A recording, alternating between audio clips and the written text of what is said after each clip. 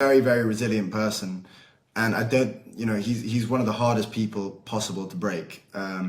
But all of these techniques, shutting off the lights, leaving him in the pitch black, not allowing doctors to go and see him, making sure that all of our calls are at completely random times and that we might miss them, or whatever, not letting us have our court mandated weekly phone calls.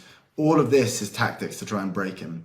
But he's, good luck, because he's as resilient as they come mentally, and that comes down to his faith. He has strong faith in God, and also he's always had that kind of mental toughness as well. So it's all torture techniques, exactly as you say.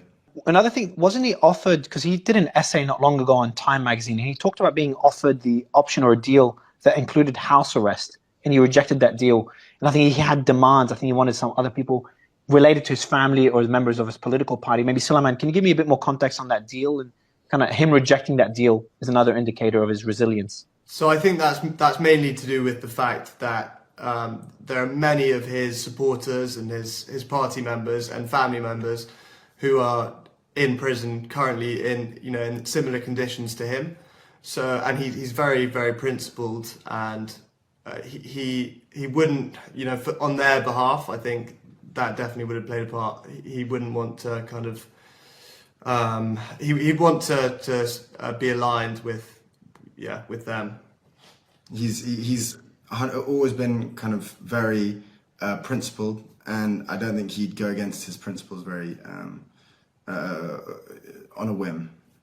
What have you guys told him? Like, I'm just imagining if I had my father or a family member in a similar position, and I'd be urging him, because you guys born in London, live in London, so you're away from Pakistani politics.